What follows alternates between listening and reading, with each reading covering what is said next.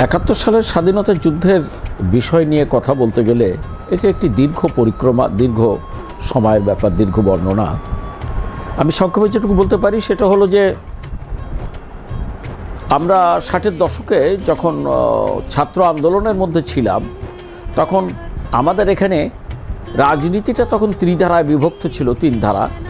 এক দল ছিল পাকিস্তানপন্থী, এক দল ছিল চায়নাপন্থী, মস্কোপন্থী, যারা কমিউনিস্ট আদর্শ করতো, আর আমরা গণতান্ত্রিক আদর্শ লালন করতাম এবং আমাদের নেতা জাতির জনক বঙ্গবন্ধু শেখ মুজিবুর রহমানের নেতৃত্বে গণতান্ত্রিক লড়াইটা আমরা তখন অব্যাহত রেখেছিলাম।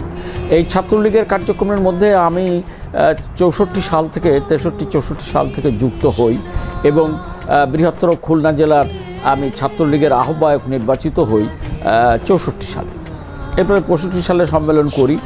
এরপরে আমি আবার কেন্দ্রীয় কমিটির ভাইস প্রেসিডেন্ট হয়েছিলাম।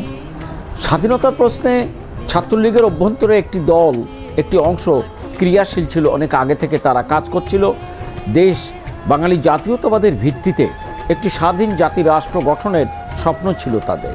সেই স্বপ্নের ভিত্তিতে ছাত্রলীগ এগিয়ে যাচ্ছিল এবং আমি তার সাথেই যুক্ত হয়ে প্রথম স্বাধীনতার স্বপ্ন দেখতে শুরু করি এবং এটা 65 সালের দিকে আমি রক্ত শপথের মাধ্যমে আমরা শপথ করি যে যতদিন পর্যন্ত আমরা এই দেশ বাঙালি জাতীয়তাবাদের ভিত্তিতে বাংলা ভাষাকে প্রাধান্য দিয়ে একটি রাষ্ট্রভাষা দিয়ে আমরা এই রাষ্ট্রটা গড়তে না পারবো ততদিন পর্যন্ত আমরা লড়াই অব্যাহত রাখব এবং ততদিন পর্যন্ত আমি ব্যক্তিগতভাবে সংসার জীবনে ফিরে যাব না।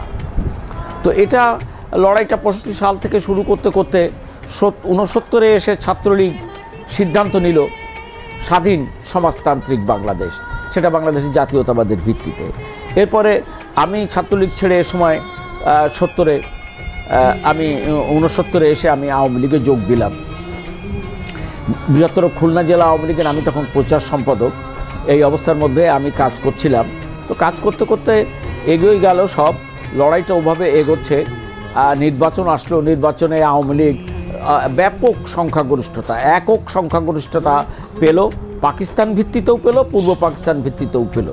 তো পাওয়ার পরে পাকিস্তানিরা তা ক্ষমতা দিতে চাইল না, তারা এটা নিয়ে চক্রান্ত শুরু করলো, আন্দোলন খুব তীব্রতর হতে থাকলো। 7ই মার্চ আমরা এর আগে আমাদের ছাত্র নেতৃবৃন্দকে বারবার বলতাম যে বঙ্গবন্ধুর কাছ থেকে সরাসরি তো কোনো ঘোষণা আসছে না, আমরা তো খানিকটা বিহ্বল, কি করবেন, কি হবে। তো ওনারা আমাদের 7ই মার্চের ভাষণের আগে বললেন যে তোমরা এই সময় পূর্ণ ঘোষণা, একেবারে পূর্ণ ঘোষণা না পেলেও একটা পূর্ণাঙ্গ সিগন্যাল পাবা যে আমরা কোন দিকে এগোচ্ছি, বঙ্গবন্ধু কোন দিকে যেতে চাচ্ছেন। এবং সেই 7ই মার্চ রেসকোর্সের সেই ভাষণে জাতির জনক বঙ্গবন্ধু তার একেবারে শেষ বেলায় এসে বললেন, এবারের সংগ্রাম আমাদের স্বাধীনতার সংগ্রাম, এবারের সংগ্রাম আমাদের মুক্তির সংগ্রাম, এবারের সংগ্রাম আমাদের স্বাধীনতার সংগ্রাম। তো এখানে আমরা বাঙালি জাতি শব্দটাও নিয়ে আনলেন, জয় বাংলা শব্দটাও নিয়ে আনলেন। তার মধ্য দিয়ে পরিষ্কার হয়ে গেল যে বাঙালি জাতীয়তাবাদের ভিত্তিতে একটি রাষ্ট্র গঠনের লড়াইয়ে আমরা যাচ্ছি। যাই হোক, এরপরে আমি 1লা মার্চ আমি ঢাকায় ছিলাম। তো ঢাকাতে নূর আলম সিদ্দিকী সাহেব এবং আমি ইকবাল হল থেকে বেরোয় যাচ্ছিলাম আওয়ামী লীগ অফিসে। আওয়ামী লীগ অফিসটা তখন বায়তুল মোকাররমের উল্টো পাশে একটু ভেতরে। ওই সময় রেডিওতে দুপুরবেলার দিকে 11টা-12টার দিকে হবে, রেডিওতে ঘোষণা আসলো যে 3 তারিখে অনুষ্ঠিতব্য যে পার্লামেন্টের সেশন সেটা এহিয়া খান বন্ধ করে দিয়েছেন। রেডিওতে ঘোষণাটা শুনে আমি নূর আলম সিদ্দিকী সাহেবকে বিদায় দিয়ে বললাম যে আমার খুলনায় ফিরে যাওয়া জরুরি। আমি ও পথে রওনা দিয়ে হলে যে আমার ব্যাগটা নিয়ে আমি থেকে লঞ্চে করে হোলারহাটাতে এসে নামলাম। হোলারহাট থেকে রাত্রে এসে পৌঁছলাম। পরের দিন 2 তারিখে এখানে আমাদের প্রস্তুতি পর্ব গেল এবং সম্ভবত 3 তারিখে আমাদের এখানে এই প্রতিবাদ মিছিল ছিল। সে বিশাল প্রতিবাদ মিছিল আমি স্বেচ্ছাসেবক বাহিনীর প্রধান হিসাবে 2টো জিপ আমরা রেডি করলাম। মির্জা খাইবার হোসেন সহ আরও অনেকে আমরা রেডি ছিলাম। ছাত্রলীগের নেতৃবৃন্দ নজরুল ইসলাম সহ আরও অনেকে, শেখ আব্দুল কাইয়ুম, মোশাররফ হোসেন, এরা সবাই, হুমায়ুন কবির বালু, এরা সবাই প্রস্তুত, জাহিদুর রহমান, মনোয়ার আলী, আমরা সবাই প্রস্তুত ছিলাম। সেদিন ওই মিছিল আমরা শুরু করলাম তো আমাদের আগে থেকেই আমরা কিছু অস্ত্রপাতি জোগাড় করেছিলাম। ম্যাস ফ্যাক্টরি থেকে পটাশ এবং মংসাল ইত্যাদি আমরা জোগাড় করে নিয়ে আমরা কিছু হাত বোমা তৈরি করেছিলাম। আমাদের হাতে খুব একটা অস্ত্র ছিল না ওই সময়টায়, কিন্তু আমরা অলরেডি ইতিমধ্যে আমরা ট্রেনিং শুরু করেছিলাম ইওটিসি রাইফেল দিয়ে এবং ডামি রাইফেল দিয়ে আমরা যুদ্ধের জন্য প্রস্তুতির ট্রেনিং শুরু করেছিলাম আগে থেকেই। তো এদিন আমরা আসলাম এবং মিছিল বেরোলো। তো মিছিলের আমরা পার্ক থেকে মিছিলটা যখন আমরা হাদিস পার্ক থেকে মিছিলটা আমরা এই দিকে আসলাম, পূব দিকে রওনা করলাম। তো সবুজ সাহেবের বাড়ির কাছাকাছি আসলে তখন এখানে আমাদের মিছিলে না, সবুজ সাহেবের বাড়ি না, আমাদের ওয়ারলেস হাউসের সামনে আমরা এসে যখন পৌঁছলাম তখন একটা সুর শব্দ হলো, মাঝখানে ফাঁকা হলো। দেখি যে একটা বাচ্চা ছেলে রাস্তার মাঝখানে পড়ে গেছে, প্রায় শতখানেক জায়গা ফাঁকা হয়ে গেছে মিছিল। আমি দৌড়ে গেলাম, যে দেখলাম যে বাচ্চা পড়ে আছে। বাচ্চাটার নাম পরবর্তীকালে জানা গেছিল মুজিবর, অল্প বয়সী বাচ্চা। তো ওকে দেখি যে ওর মাথার বাঁ পাশ থেকে গুলি লেগে খুলিটা উল্টে গেছে, মাথার মধ্যে কবজগুলো খুব লাফাচ্ছে দূর করে। তো এই অবস্থার মধ্যে আমি বাচ্চাটাকে কোলে করলাম নিয়ে যাব বলে, কিন্তু নিয়ে উঠেই দেখি যে ওয়্যারলেস হাউসের ওয়ালের উপরে ফুঁকো ছিল, ফুঁকোর মধ্য দিয়ে দেখি যে অসংখ্য রাইফেল এবং আর্মি দাঁড়ানো। তখন আমি খুব দুশ্চিন্তায় পড়লাম যে কি করব, এ তো গুলি আমাকেও করে দেবে। তবু আমি বললাম যে না, চিন্তা নিলাম যে না, লাশ ফেরে আমি যাব না, লাশটা নিয়েই আমি যাব। এবং আমি ওই লাশটা নিয়ে আসতে নূর মুক্তার সাহেবের বাড়ির মধ্যে প্রবেশ করলাম, কিন্তু আসলে ওরা গুলি করলো না। আমি নূর মুক্তার সাহেবের বাউন্ডারি ওয়ালের পাশে লাশটা ফেলে শুয়ে পড়লাম। তো লাশ, আমাদের সাথীরা সবাই লাশটা নিয়ে গেল এদিকে, লাশ নিয়ে পরে মিছিল হয়েছে। আমি ওখানে এমদাদ মোল্লা সাহেবের বাড়ির মধ্যে যে ওনার কাপড় চোপড় পরে আবার আমার এই রক্তমাখা কাপড় ফেলে আমি বেরোলাম। এর কিছুক্ষণ পরেই এই শ্রমিকরা, ছাত্র জনতারা এই ওয়্যারলেস হাউস আক্রমণ করলো এবং ওয়্যারলেস হাউস থেকে আর্মি ব্যাপক গোলাগুলি করলো এবং সেই গোলাগুলিতে আরও 9 জন সেদিন মারা গেলেন।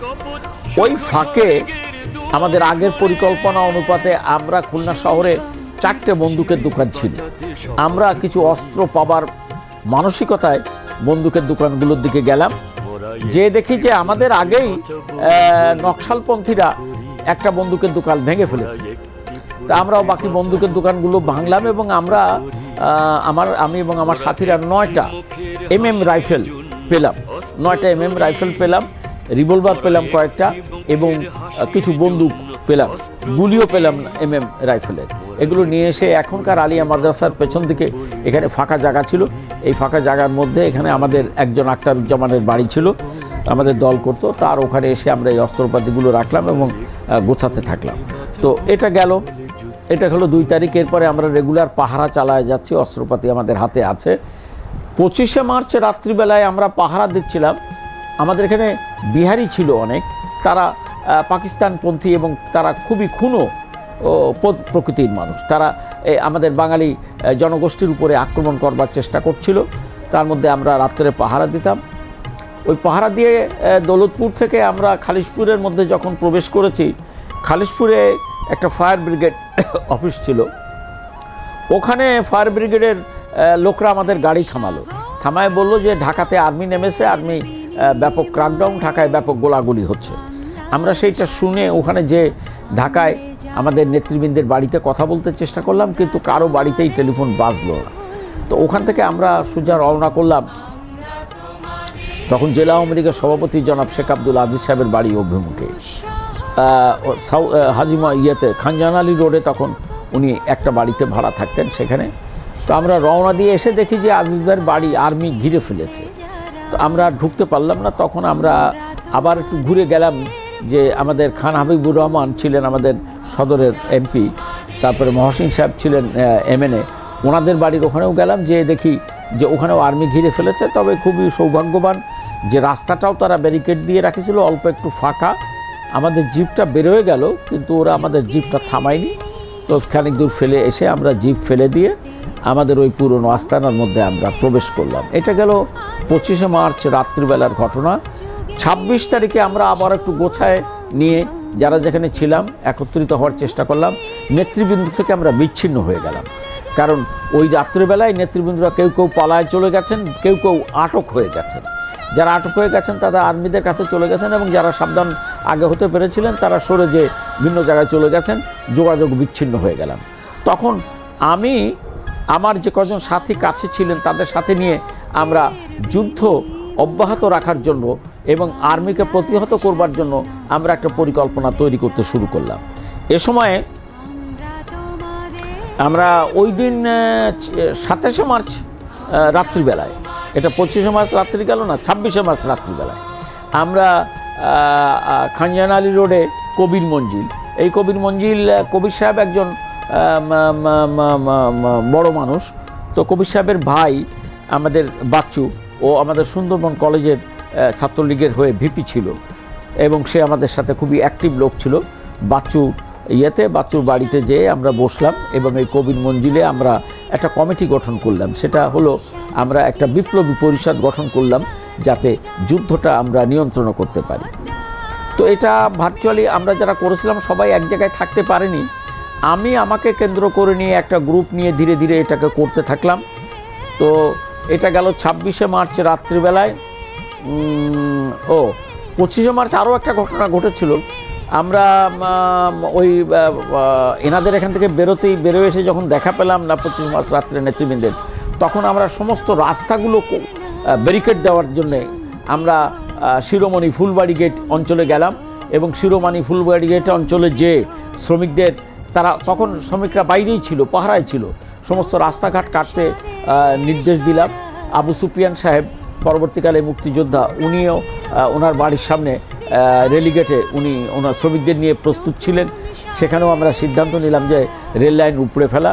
এটা করতে করতে আসলে আর্মির গাড়ি আমাকে চেস করলো। ওই সময় আমি একটু চালাকি করেছিলাম, আমার জিপটা আগে ফেলে দিয়ে আমি ওই রাত্রিবেলায় একটা কার হাইজ্যাক করে নিলাম। সেই কারটা হাইজ্যাক করে, একটা নন মেগুলির কার, হাইজ্যাকটা নিয়ে ওই কারটা নিয়ে আমি এই মুভ করছিলাম। তো আর্মি যখন আমার চেস করলো, আমার গাড়ির রেডিওতে ওই ওয়্যারলেস ধরা পড়লো, তারা আমাকে খোঁজ করছে। তা আমাকে যখন খোঁজ করছে তখন আমি রাস্তা থেকে সরে যেয়ে আমার আস্তানায় গেলাম, এবং এটা 25 মার্চ রাত্রে। 26শে মার্চ তো আমরা ওই কমিটি গঠন করলাম। এরপরে আমরা 27শে মার্চ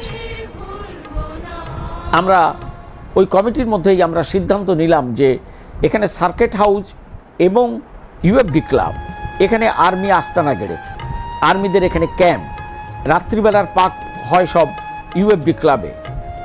ইউএফডি ক্লাবে রাত্রি 8টায় তারা রেগুলার লাইন দিয়ে দাঁড়ায়, খাবার নেয়, এবং আমরা ডিসিশন নিলাম যে এই দিন আমরা আর্মিকে আক্রমণ করব।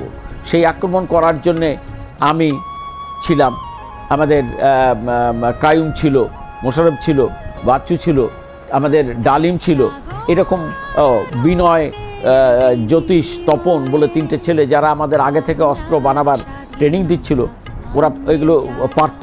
তো ওদেরকে নিয়ে আমরা এই আক্রমণটা করলাম। আমরা বোধহয় 16 জন কি 17 জন, সার্কিট হাউস লক্ষ্য করে কিছু লোক, আর ইউএফডি ক্লাবকে লক্ষ্য করে কিছু লোক। ঠিক খাবারের টাইমটা 8টার সময় আমরা ওই লাইনের উপরে বোম চার্জ করলাম এবং 7mm রাইফেল দিয়ে গোলাগুলি করলাম। অদ্ভুত ব্যাপার হলো যে আমরা তখনও তো যুদ্ধের ট্রেনিং নেই আমাদের, আমরা বন্দুক দিয়েও গুলি করেছি ওর মধ্যে। আমাদের সবার হাতে তো রাইফেল ছিল না, আমাদের কাছে 7টা mm রাইফেল ছিল, বাকি আমরা বন্দুক নিয়েছি, গ্রেনেড নিয়েছি, এটা নিয়ে আক্রমণ করেছি।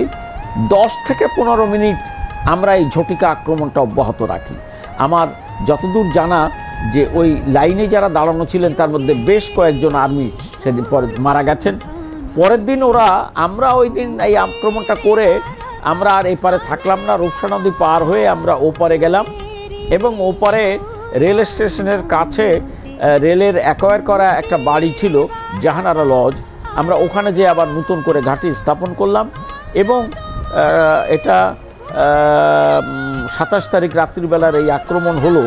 তো আক্রমণের পরে ওরা 28 তারিখ সকালবেলায় এরা বেরোয় 7-8 জন লোকরে বিভিন্ন জায়গায় রাস্তায়, যেখানে জারে পালো গুলি করে মারলো, মানুষ রাস্তা ছাড়া ফাঁকা হয়ে গেল। ওরা একটা ত্রাস, আমরা যেমন একটা ত্রাস তৈরি করেছিলাম, ওরাও একটি তেমনি ত্রাস তৈরি করতে চেষ্টা করলো। এভাবে আমি নদীর ওপারে গেলাম। ওপার থেকে আমি আবার ক্যাম্পটাকে অর্গানাইজ করার চেষ্টা করলাম, বাইরে থেকে পুলিশের অস্ত্রগুলো জোগাড় করলাম। খুলনার আমাদের পুলিশ লাইন ছিল তখন, এই এখন এই মানে ডিসিএসপি বাড়িদের জেলা স্কুলের পাশে, ওখান থেকে আমরা পুলিশ লাইনের অস্ত্রগুলো নিয়েছিলাম। এসব অস্ত্র নিয়ে ওপরে আমরা ক্যাম্প করলাম। ওখান থেকে আমাদের প্রথম অপারেশন আমরা করলাম 2রা এপ্রিল গল্লামারি বেতার কেন্দ্র। তো গল্লামারি বেতার কেন্দ্র আক্রমণ করলাম, কিন্তু আমরা বেতার কেন্দ্রটা আমরা দখল করতে পারিনি।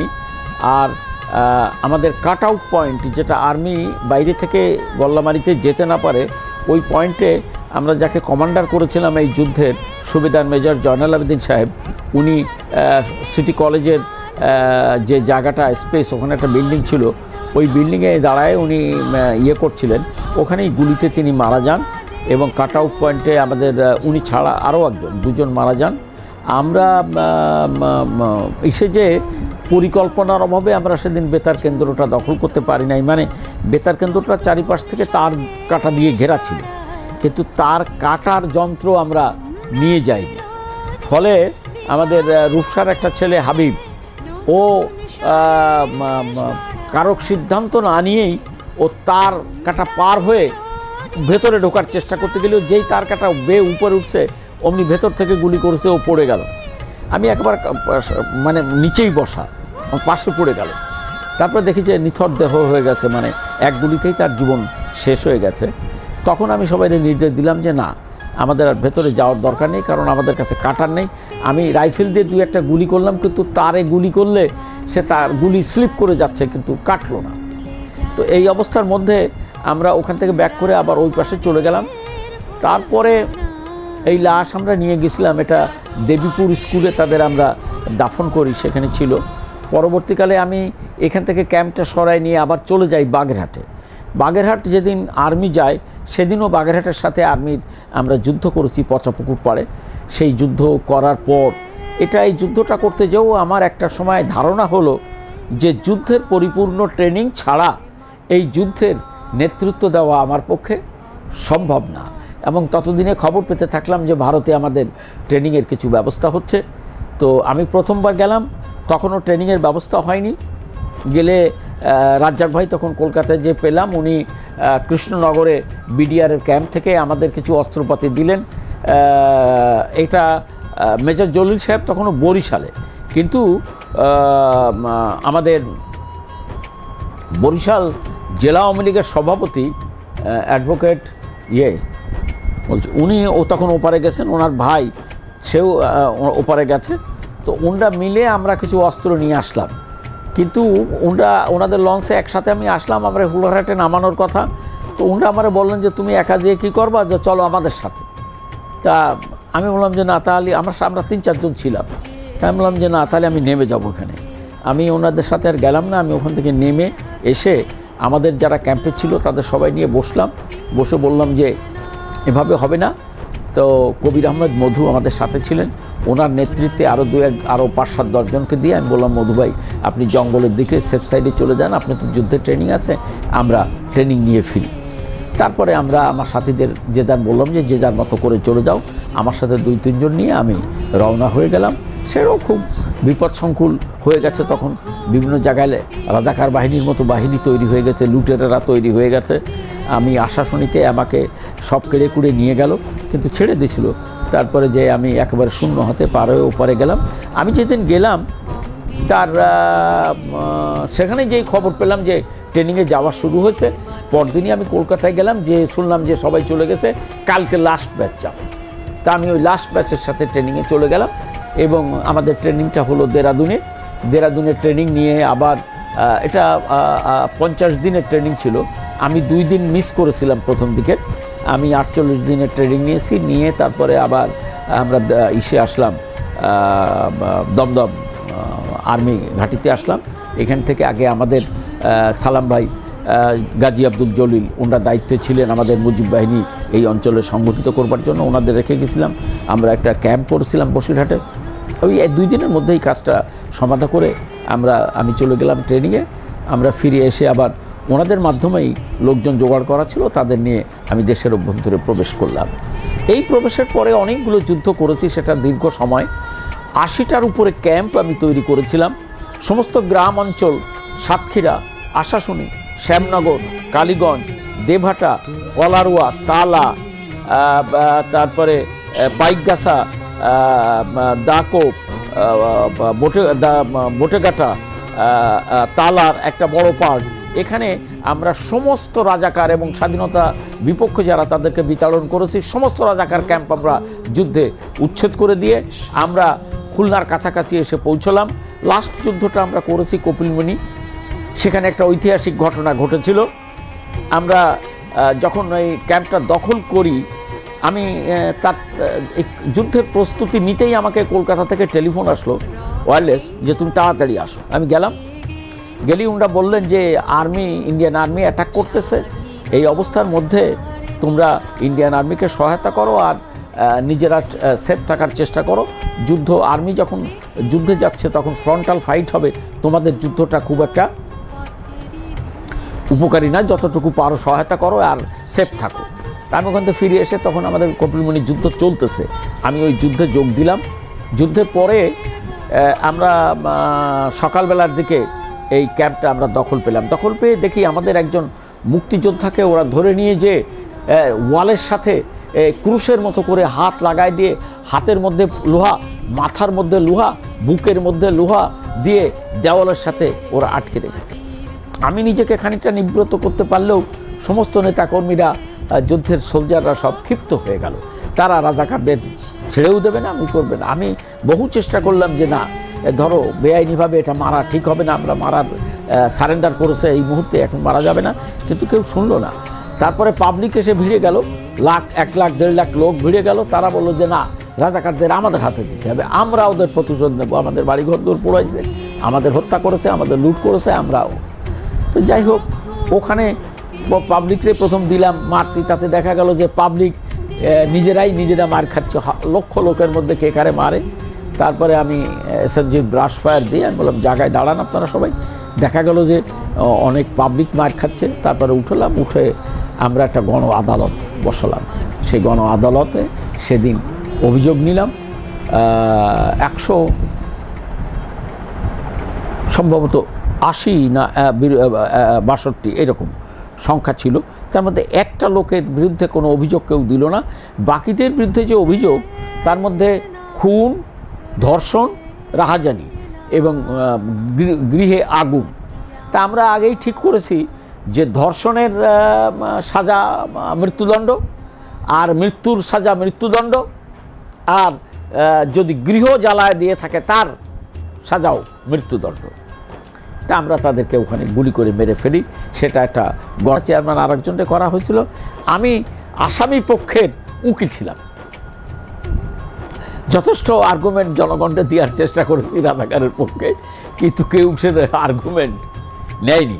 এটা বোধহয় বাংলাদেশে এইরকম গণ আদালত আর বাংলাদেশে ওই পর্বে কোথাও ঘটেছে বলে আমার জানা নেই। আমরা এটা করেছিলাম। তো যাই হোক, এই অসংখ্য ক্যাম্প ছিল। আমি যখন 80 সারেন্ডার করি তখন আমার হাতে 80টা ক্যাম্প ছিল। 14,000 উপরে মুক্তিযোদ্ধা এনরোল্ড ছিল। তার মধ্যে আমাদের 2,500 3,000 ছিল ট্রেইনড একেবারে। বাকিদের আমরা দেশের অভ্যন্তরে ট্রেনিং করেছিলাম। অসংখ্য যুদ্ধ, আমি যতগুলো যুদ্ধে গেছি আমি অ্যাটাকিং ফোর্সের দায়িত্ব নিয়েছি। এটা মানে গেরিলা যুদ্ধের নিয়মই হচ্ছে commander should take the risky position, যেটাতে রিস্ক বেশি কমান্ডারকে সেইটার দায়িত্ব নিতে হবে। তো আমি নিয়েছি।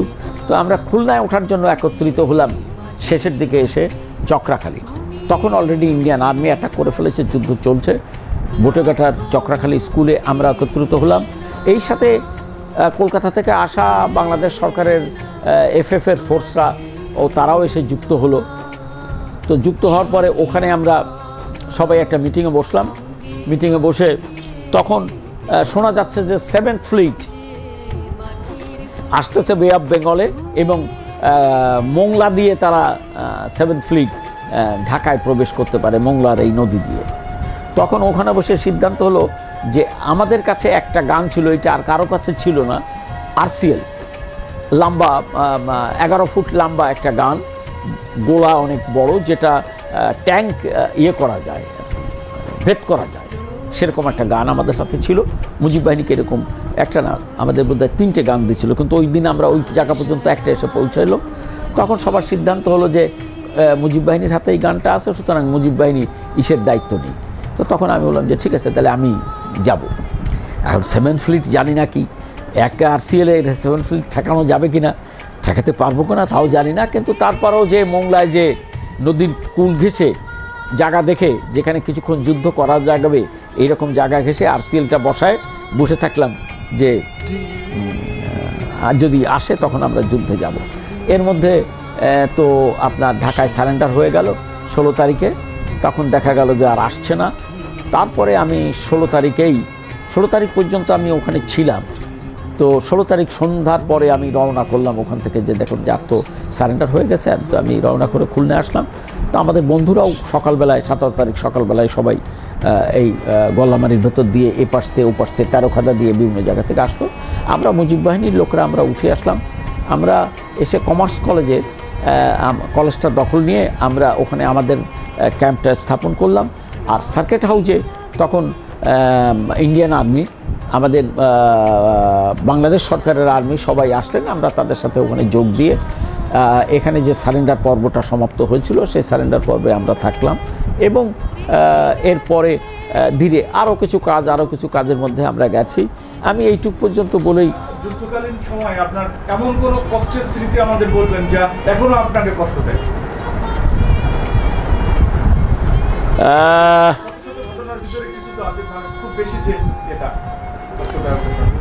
একটা যুদ্ধ বারোয়ারি রাজাকার ক্যাম্পটা আক্রমণ করবার জন্য আমরা ওই দিক থেকে যখন উপরে উঠে আসবো তখন বারোয়ারি রাজাকার ক্যাম্পটা আমাদের পথে পড়ে। ওইটা আক্রমণ করবার জন্য ডিসিশন নিলাম। বিনয় আর তপনের সাথে নিয়ে আমি এটা রেকি করতে গেলাম। তো রেকি করতে গেলাম হচ্ছে ইলিশ মাছের ব্যাপারী হিসাবে। ওরা একজন হালিয়ে বসে আছে আর একজন বইটা টানতেছে, আমি ইলিশ মাছের একটা ঝাঁকা নিয়ে বসে আছি। তো রাজাকার ক্যাম্পের কাছাকাছি আসলে ওরা আমাদের ডাকলো, আমাদের কাছে মাছ নিল, দাম দিল না, ওদের মতো মাছ নিয়ে নিল, দাম দিল। কিন্তু আমাদের কাজ যেটুকু করার আমরা রেকিটুকু করে আমরা বেরোয় চলে এসে আমি রেকি করলাম। ফিরে এসে যুদ্ধের প্রস্তুতি নিলাম। কিন্তু এর মধ্যে আবার আমাকে কলকাতা থেকে ডেকে পাঠালো, মানে নতুন আর একটা ব্যাচ ট্রেনিং আসছে, নতুন ব্যাচ প্রত্যেকটি ভেতরে আনার জন্য আমাকে যেতে হতো। মানে ওই আনাটা ভেতরে নিয়ে আসাটা রিস্কি ছিল, যে কোনো আক্রমণ হইতে পারে ইত্যাদি। তা আমি আবার চলে গেলাম, এদেরকে বলে গেলাম তোমরা করো। কমান্ডার ঠিক করে দিয়ে গেলাম, জ্যোতিষ রে কমান্ডার, বিনয় রে আর আজিজ রে ডেপুটি কমান্ডার করে ওদেরকে দায়িত্ব দিয়ে চলে গেলাম। আমি আসলাম, এসে আমি যেদিন ফিরে আমি ওখান থেকে টিমটা নিয়ে ফিরে আসলাম, সেদিন আমি এসে পৌঁছেছি এই যুদ্ধে মধ্যে একটা অঘটন ঘটেছে এই যে ওরা একটা 18-19 বছরের একটা মেয়েকে ওই রাজাকার কমান্ডার ওইখানে ধরে নিয়ে রাখেছিল, তাকে রেপ করতো রেগুলার। তার 2টো বাচ্চা ছিল, তাদেরকে মেরে ফেলেছিল আগে। এখন এরা যখন আক্রমণ করেছে ক্যাম্পটা একটা বিল্ডিং ছিল, তখন ওই মেয়েটি কান্নাকাটি শুরু করেছে। তা কান্নাকাটি শুরু করলে এই আজিজ ভুল করে ফেলেছে। আজিজ পজিশন ছেড়ে উঠে ওই মেয়েটারে সেভ করতে গেছে। তো যেই উঠেছে সেই ওর বুকে গুলি লাগিয়েছে, ও জায়গায় মারা গেছে। তো এরপরে ওরা রাজাকার ক্যাম্প করেছে, ওদের সারেন্ডার করাইছে, করেছে, কিন্তু ওই আজিজের লাশ নিয়ে এসছে ক্যাম্পে। আমি ঠিক ওই সময় যে ক্যাম্পে উপস্থিত হয়েছি। আজিজের বাড়ি আমাদের ক্যাম্প থেকে 2-3 কিলোমিটার দূরে, কাছে নদীপথে। এখন কি করা, লাশ আমরা এখানে দাফন দেব না তার বাড়িতে পৌঁছে দেবো বা নেব? আমরা ডিসিশন নিলাম যে না, লাশ নিয়ে যাব। কে যাবে? আমার যেতে হবে।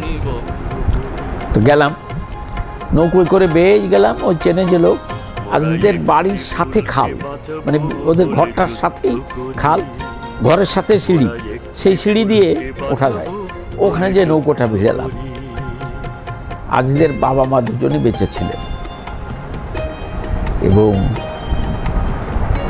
ওই লাশ হস্তান্তরের যে মানে দৃশ্য, সেটা আসলে আমার জন্য খুবই একটা বেদনাদায়ক স্মৃতি। মানে বাবা মা লাশের উপরে পড়তেছে।